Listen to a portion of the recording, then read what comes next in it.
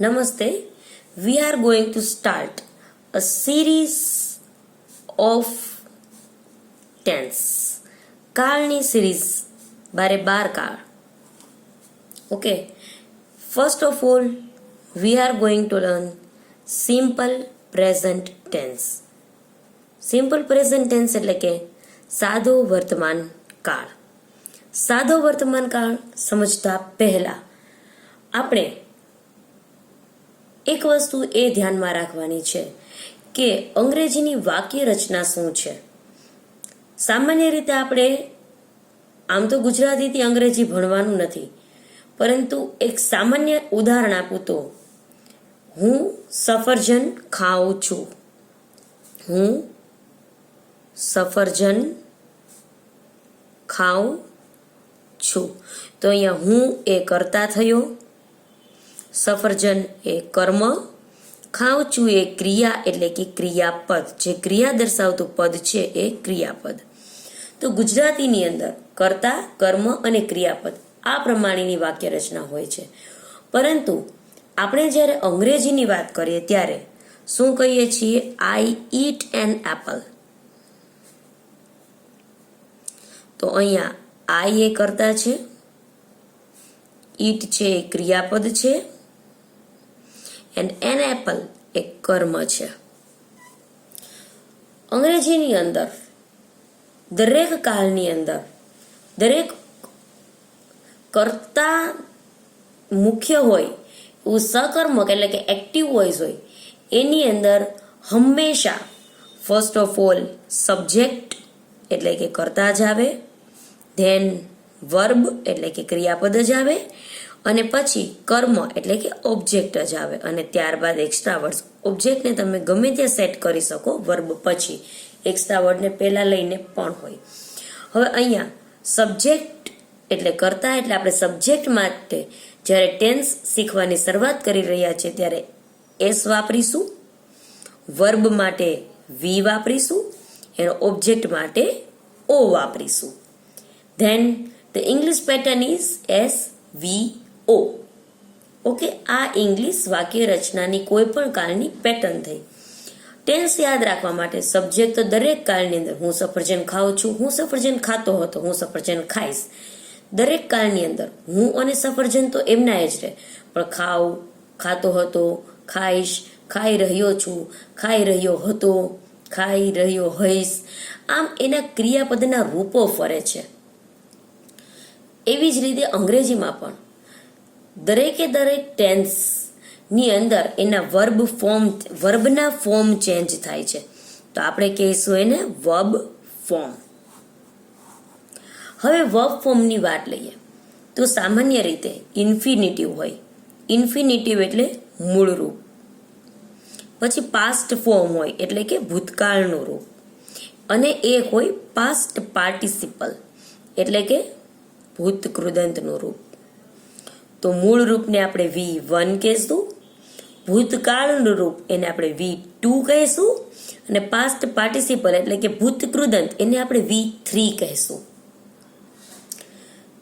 All these things V1, V2, V3, S, V, O આ બધા આપણા શોર્ટકટ કીવર્ડ્સ છે, શોર્ટકટ લેટર્સ કીવર્ડ છે, જે આપણને ઉપયોગી થશે અંગ્રેજી વ્યાકરણના બારે 12 કાળને સરળતાથી યાદ રાખવા માટે. માત્ર એક ઔપચારિક વાતો થયા તો સિમ્પલ પ્રેઝન્ટ ટેન્સની તો હજુ કઈ વાત જ શરૂ નથી કરી આપણે. Then let's go for simple present tense. Simple present tense, તમને પ્રશ્ન થશે કે સાદો વર્તમાન કાળ, કોઈ પણ કાળ છે ક્યારે વાપરવો, કયા સમયે વાપરવો, કઈ રીતે વાપરવો? This is the main question. અને કોઈ પણ ટેન્સની ખાલી જગ્યા જ્યારે પૂરવી હોય, કોઈ પણ ટેન્સની એક્સરસાઇઝ કરવી હોય કે વાક્ય રચના તમારે ઉપયોગમાં લેવી હોય, ત્યારે તમને એ ચોક્કસથી ખ્યાલ હોવો જોઈએ કે એ કયા કાળનું વાક્ય તમે કઈ જગ્યાએ કેવી રીતે વાપરી શકો.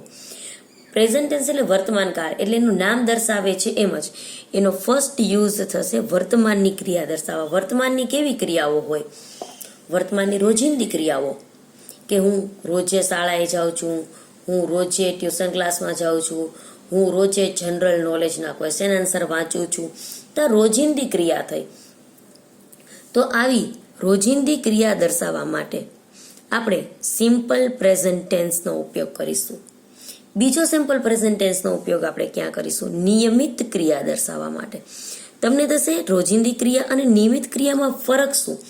નિયમિત ક્રિયા એટલે કેવી ક્રિયા કે અમે દર રવિવારે ફરવા જઈએ છીએ, અમે દર ઉનાળાના વેકેશનમાં આઉટ ઓફ સ્ટેટ જઈએ છીએ.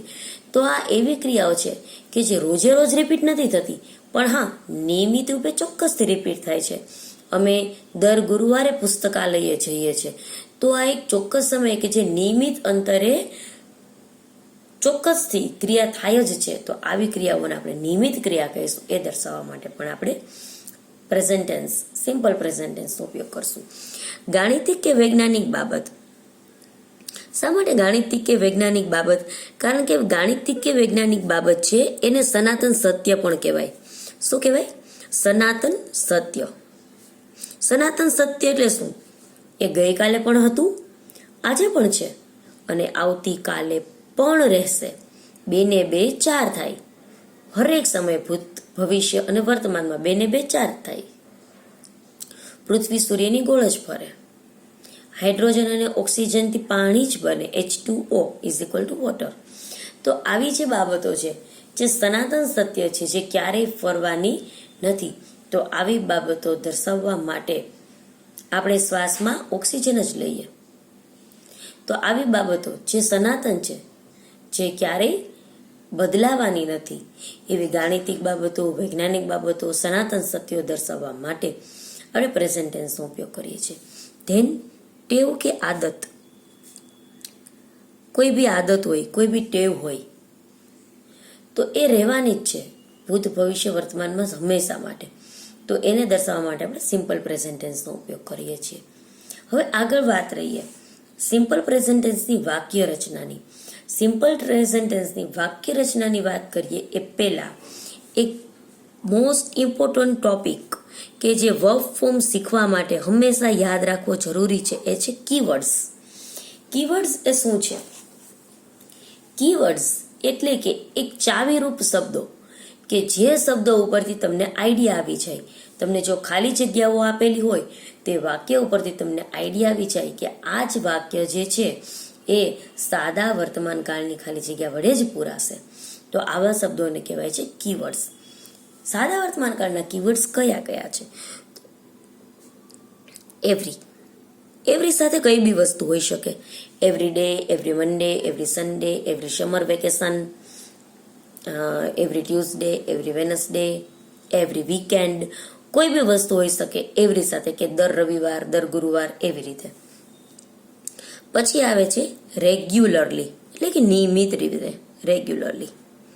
પછી આવે છે યુઝવલી એટલે કે સામાન્ય રીતે, જે ટેવ કે આદત દર્શાવવા માટે વપરાતું હોય છે. પછી આવે છે એવરી, રેગ્યુલરલી, યુઝવલી, ડેઇલી, દરરોજ, ડેઇલી, દરરોજ આ શબ્દ.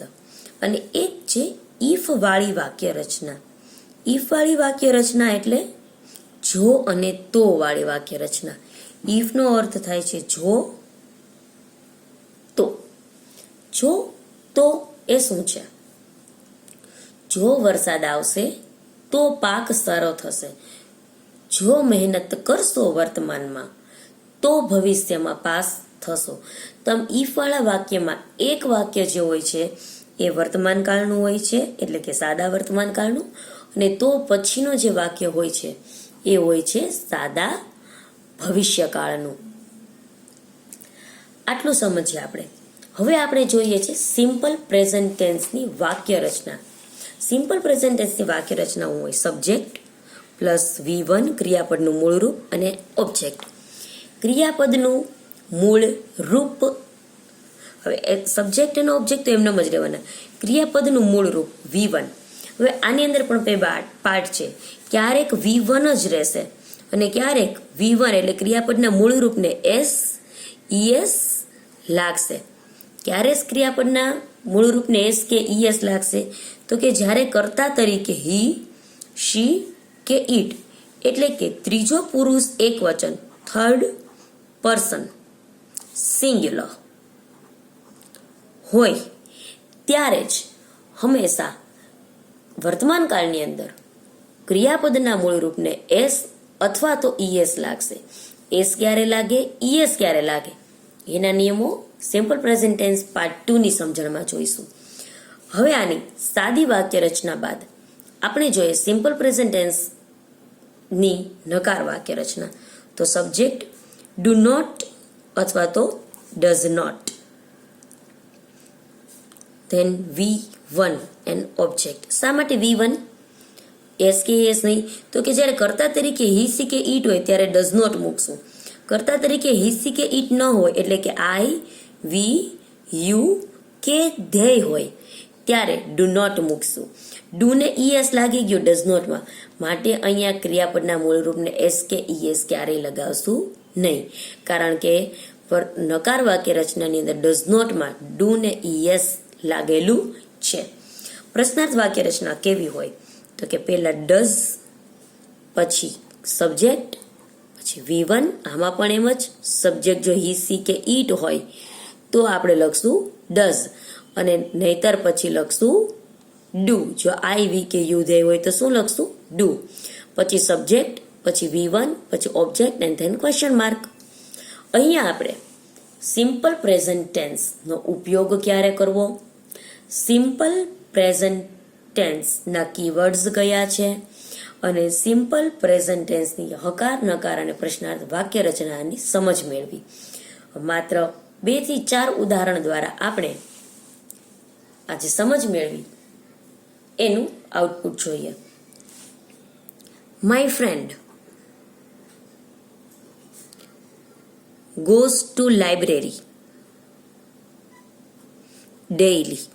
તો અહીંયા જુઓ, માય ફ્રેન્ડ goes, શા માટે જીઓ ને ઈએસ લગાવ્યું છે? શા માટે જીઓ ને ઈએસ લગાવ્યું છે? કારણ કે માય ફ્રેન્ડ એટલે કે મારો મિત્ર એટલે હી અથવા શી, તો જીઓને ઈએસ, મૂળ રૂપને ઈએસ લગાવ્યું છે. અને ડેઈલી તમે જોઈ શકો છો કીવર્ડ. આવી જ રીતે જો હું લાઇબ્રેરી જાઉં છું એમ કેવું હોય તો I go to library daily હોય. શા માટે? કારણ કે અહીંયા આઈ છે એ ત્રીજો પુરુષ એકવચન નથી, માટે ક્રિયાપદનું મૂળ રૂપ. આટલા સુધી આપણે રાખીએ છીએ. આગળ ક્રિયાપદના ક્યારે V1 ને એસ કે ઈએસ અને ક્યારે V1 જ રાખવું, ડુ નોટ, ડઝ નોટ વાળા વાક્ય અને પ્રશ્નાર્થ વાળા વાક્ય આપણે આગળના વિડીયોમાં જોઈશું પાર્ટ 2 માં. નમસ્તે, ગુડ બાય.